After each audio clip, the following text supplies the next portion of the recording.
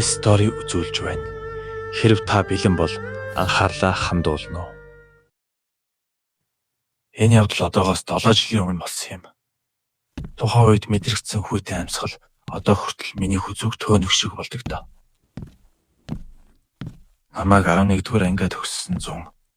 Ээж аав маань хэд хоногор хөдөө айл явахаар болоод би гэрийнхэнтэйгээ цуг явах байсан ч утас интернетгүй газарт байхыг хүсээгүй дээ. Төвөгшөөж бас гэртээ ганцаараа үлдэж эцэг хийхээ хараа хяналтаас хол байхыг хүссэндээ зөрүүлсээр байгаад л үлдсэн юм. Тэгэх юм бол ёстой л дунд чөмгөө дундаа хийж дураараа дургийл гэсэн ухааны юм бодож байсан да. Хөдөлгөө гэрийнхэн маань явах боллоо. Намайг ирээсээ хараарай. Хүн амт оруулаад байваа. Шүнжин утсаа оролдоод байваа. Эрт тунтж амлаарай.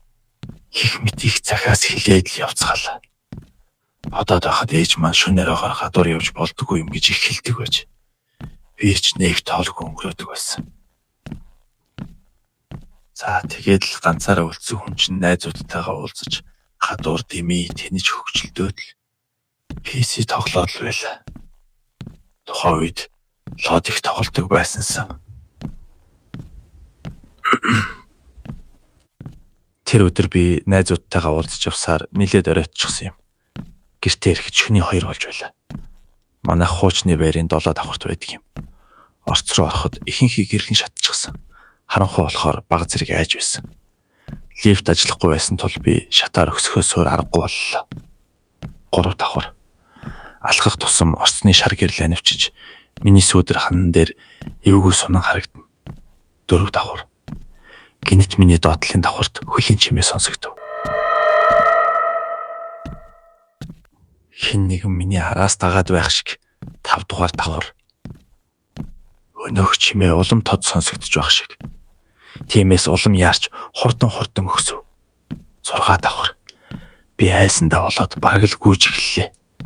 Ард минь хурдан алхах, бараг л мөлхөх мэт хачин чирэгдсэн чимээ улам ойртсоор. Би хамаг хүчээрээ гүйсээр 7 давхарт гарч түлхүүрээ чичирсэн гараараа арай гэж тааруулан хаалгаа нээж дотогш оронгуудаа тас хийтэл цоожлоо. Гэрт орж ирээд гүнзгий амсгаа авлаа. Тэгэхэд л би яах гэж гэртээ ганцаараа үлдвэ гэж их харамсаж билээ. Гаднаас орж ирэхдээ гэрэл асаахаас ч айж шууд л өөрийнхөө рүү орж хаалгаа хаалаа. Хүнжлөө толгой дээгүүрөө нөмрөн хөвтгтэйл сая нэг аюулгүй боллоо гэж бодсон юм. Гэвч чинхнэ аим шиг дөнгөж эхэлж байж. Цагны зүг чаг хийн дуурхан сонстно. Би яг унтахын даваан дээр нэг зүйлийг анзаарлаа. Хүнжил дотор хитрхи хүйтэн байв. Миний биеэс гарч буй дулаан хүнжлийг төөнөх ёстой атал яг л хэн нэгэн миний хүнжлийг зөкчгсөн мэт нуруугаар минь хүйт даагаад л эхлэхэн дээр. Би хөдлөхөөс ч айн нүдээ тас анлаа. Яг тэр агшинд миний чихний хажууд маш ойрхон хэн нэгэн амьрлахын сонсогдож амьсгалах бүлээн бос хүйтэн агаар хүзөөнд мэдрэгдсэн. Тэр зүйл миний яг хажууд магадгүй миний хажууд тулчихсан над руу ширтэж байсан байх гэж боддог. Би айсандаа болоод нүдээ нээж чадахгүй зүрх минь цээжнээсээ суугах гэж бөө мэт хүчтэй цохилж байлаа. Удалгүй амьсгалах мэдрэмж нь алга болсон. Би жаахан тайвширч байгаад унтчихсан. Өглөөс ирэхэд бүх зүйл зүүд байсан мэт намгүй. Өрөөний минь хаалга цоочтой хэвээр харин миний хөвтөж байсан орны хажуугийн шалан дээр яг л нойтон халтар хөлөөр гიშгсэн мэт хүний нүцгэн хөлийн мөрнүүд үүдээр орж ирэн миний орны хажууд ирсэн байсан юм.